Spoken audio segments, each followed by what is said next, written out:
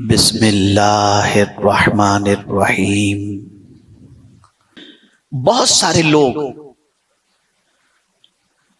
بہت ساری چیزوں کے ملنے پر یا بہت ساری چیزوں سے محروم ہونے پر افسردہ ہو جاتے ہیں، ان کی خوشی رخصت ہو جاتی ہے۔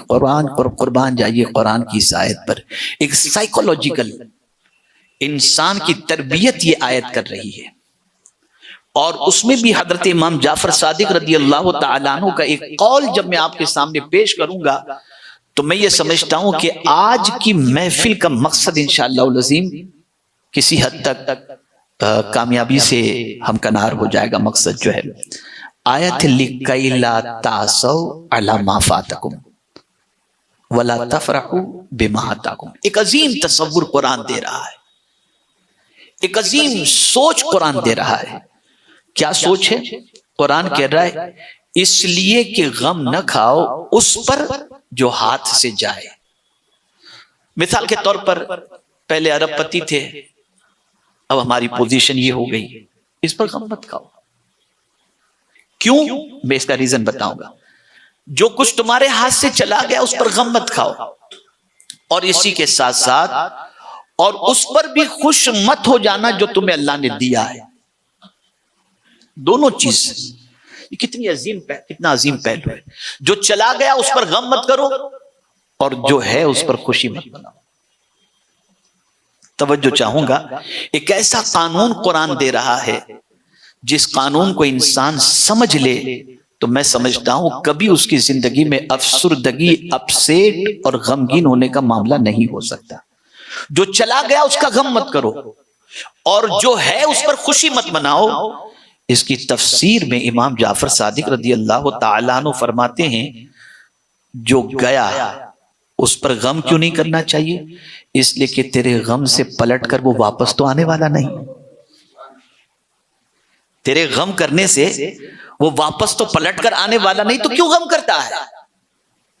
جو جانا تھا گیا، اور جو تیرے پاس ہے اس پر تو خوشی بھی مت منا، اس لیے کہ موت اس کو تیرے ہاتھ سے چھین لے گی۔ جب موت آئے گی تو تیرے پاس جو بھی ہے وہ سب موت تو چھین لے گی، تو لے کے تو کچھ بھی نہیں جا سکتا۔ آدمی کہتا ہے یہ میرا بنگلہ، یہ میری گاڑی، اللہ فرماتا ہے تیرا ہے تو لے کے جا قبر میں۔ پتہ چلا کچھ بھی ہمارا نہیں ہے، کچھ بھی ہمارا نہیں ہے، جو کچھ ہے وہ اللہ کا دیا ہوا ہے۔ اب آدمی کنفیوژن کا شکار ہو جاتا ہے کہ یار پھر کیا، کیسے زندگی گزاری جائے، خوش کیسے رہا جائے؟ بس ایک حدیث عرض کرتا ہوں، اور میں سمجھتا ہوں کہ اگر اسے آپ نے ذہن میں محفوظ کر لیا نا تو انشاءاللہ رب نے چاہا تو دنیا میں بھی خوشی ملے گی اور آخرت میں بھی خوشی ملے گی۔ رسول اعظم صلی اللہ علیہ وسلم فرماتے ہیں تمہیں خوش کب ہونا ہے؟ ہائے ہائے سبحان اللہ، تمہیں خوش کب ہونا ہے؟ حضور فرماتے ہیں اذا سرت کا حسنتک، جب تم سے نیکی ہو جائے تم خوش ہو جائے۔ ایک خوشی کا دستور سرکار نے عطا فرما دیا۔ اور تمہیں غم میں کب گرفتار ہونا ہے؟ وساعت کا سیئۃ، جب تم سے گناہ ہو جائے تم غمگین ہو جاؤ۔ خوشی ہو جائے، نیکی ہو جائے، خوشی مناؤ، اس لیے کہ نیکی ایسی چیز ہے جس کا فائدہ دنیا میں بھی ملتا ہے اور آخرت میں بھی ملتا ہے۔ نیکی انسان کے قلب کو مطمئن کرتی ہے۔ غریب کا مال کھانے سے سکون نہیں، غریب کا پیٹ بھرنے سے سکون ملا کرتا ہے۔ آپ اللہ کا ذکر کریں گے تو سکون ملے گا، گانے میں سکون نہیں ہے۔ آپ کسی پریشان حال کی مدد کریں گے تو سکون ملے گا، آپ کسی انسان کو پریشان کریں گے تو سکون نہیں مل سکتا۔ جب اللہ کا ذکر کریں گے تو آپ کو سکون ملے گا۔ اور بڑی پیاری بات مجھے یاد آ گئی، بڑی پیاری بات، خوشی وہ ہے جسے یاد کر کے بھی خوشی ہو۔ آپ حج کرنے گئے، واپس آ گئے، کیا کہنا، کیا عرفات کا منظر تھا، یاد آ گئی وہ چیز پھر بھی آپ کو خوشی ہو رہی۔ یعنی وہ کام جس کے کرنے کے یاد آنے پر بھی خوشی ہو، حقیقی معنوں میں وہ خوشی ہے۔ تو ایسا کام انسان دنیا میں کرے ہی نہیں جس کے کرنے کا یاد آتے ہی افسوس میں نے ایسا کیوں کیا۔ ایسے کام کرو کہ جب وہ کام بھی یاد آ جائیں تو تمہیں خوشی نصیب ہو جایا کرے۔ یہ سب سے اہم خوشی ہے، یہ سب سے اہم خوشی ہے۔ میں یہ نہ کرتا تو اچھا تھا لیکن میں نے یہ کیا. یعنی دونوں پہلو کو آپ دیکھیں. اور اسے حضور صلی اللہ علیہ وسلم نے فرما دیا اذا سرت کا حسنتک، نیکی کر کے کبھی انسان کو گلٹی فیل نہیں ہوتا. ہر بار نیکی یاد آتی ہے، اللہ تیرا شکر ہے میں نے رمضان میں اتنے قرآن ختم کر لیے، وہ زمانہ کتنا اچھا تھا، میں طاقت و توانائی والا تھا، کھڑے ہو کر نماز پڑھتا، سجدے کیا کرتا تھا. آدمی جب جوانی میں یہ ساری نیکی کرتا ہے تو یہ نیکی یاد کر کے اسے خوشی ہوتی ہے. مجھے افسوس کے ساتھ کہنا پڑتا ہے کہ بہت ساروں کی سوچ گناہوں کی وجہ سے اتنی خراب ہو گئی، اتنی خراب ہو گئی، اتنی خراب ہو گئی کہ اب وہ گناہ کو یاد کر کے سوچتے ہیں وہ کالج لائف کے گناہ کتنے اچھے تھے یار جوانی میں، اب تو دیکھو کتنا ٹینشن ہو گیا. یہ ان کی خباثت باطنی کا نتیجہ ہے.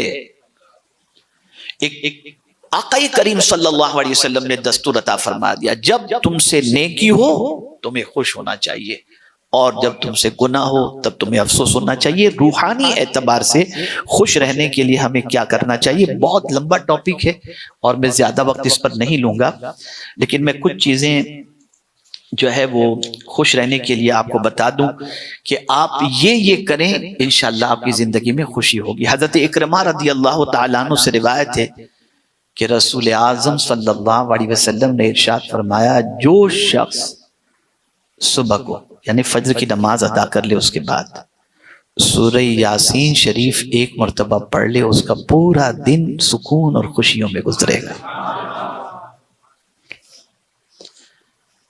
اسی کے ساتھ ساتھ ہمیشہ باوضو رہیں، انشاءاللہ خوش رہیں گے آپ. اسی کے ساتھ ساتھ صدقے کا اہتمام کریں.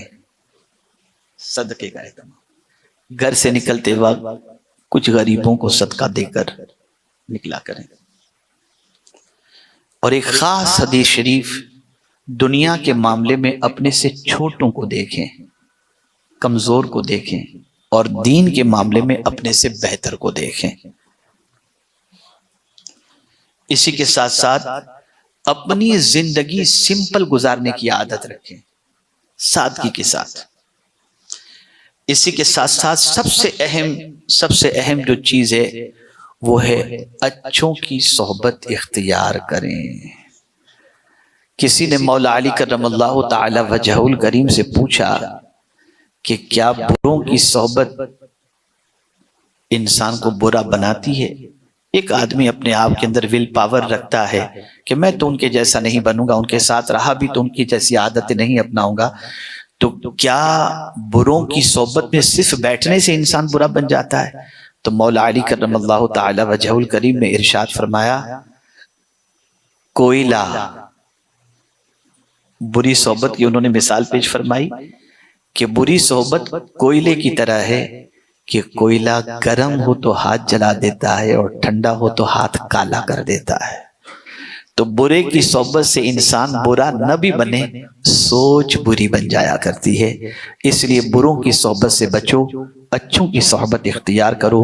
اور یاد رکھیں، خوشی آرٹیفیشل چیزوں کے اندر نہیں ہے، خوشی نیچرل چیزوں میں ہے. مٹیریل میں خوشی نہیں ہے، اسپریچول میں خوشی ہے. آپ دیکھیں، نماز کے حوالے سے تھوڑا سا سمجھیں کہ ایسی مسجد جس میں ایئر کنڈیشن بھی نہیں ہے، 42 ڈگری ٹیمپریچر ہے، اور چھپڑ کی پترے کی اور ٹین کی مسجد ہے، پنکھا چل رہا ہے، آپ تھکے ہوئے ہیں اور ظہر کی نماز کا وقت ہوا، آپ اس مسجد میں چلے گئے، آپ نے نماز ادا کی. ٹین کی مسجد اور ساتھ میں پنکھے ہیں، ایئر کنڈیشن بھی لگا ہوا نہیں ہے، اور 42 ڈگری کا ٹیمپریچر ہے، لیکن نماز پڑھ کر کے آپ نکلیں گے جب مسجد سے تو آپ کے چہرے پہ سکون ہوگا. لیکن 3 گھنٹے ایئر کنڈیشن میں بیٹھ کر پکچر دیکھ کر کے نکلیں گے تو چہرے سے ہوائیاں اڑتی ہوئی نظر آئیں گی. اس لیے کہ اللہ نے گناہوں میں سکون نہیں، نیکیوں میں سکون رکھا ہے. اللہ نے گناہوں میں خوشی نہیں، نیکیوں میں خوشی رکھی ہے. جب آپ نیک کرتے جاؤ گے، جوان ہوتے جاؤ گے، آپ کے دل میں خوشی محسوس ہوتی چلی جائے گی، اور انشاءاللہ زندگی بہت اچھی طریقے سے گزرے گی. یہ چند کلمات خیر تھے جسے میں نے آپ کی سماعتوں کے حوالے کیے. امید کرتا ہوں انشاءاللہ خوش رہنے کے اصول آپ نے کسی حد تک سمجھ لیے ہوں گے. اللہ تعالی ہم سب کو دونوں جہاں کی خوشیاں نصیب فرمائے. ایمان کے ملنے پر، اسلام کے ملنے پر، قرآن کے ملنے پر، رسول رحمت صلی اللہ علیہ وسلم کے ملنے پر ہمیں خوشی منانے کی توفیق نصیب فرمائے، اور اسی کے ساتھ ساتھ گناہوں سے بچنے پر ہمیں خوشی منانے کی توفیق نصیب فرمائے، اور نیکیاں کر کے اللہ عز و جل کو راضی کر کے ہمیں خوشی منانے کی توفیق نصیب فرمائے۔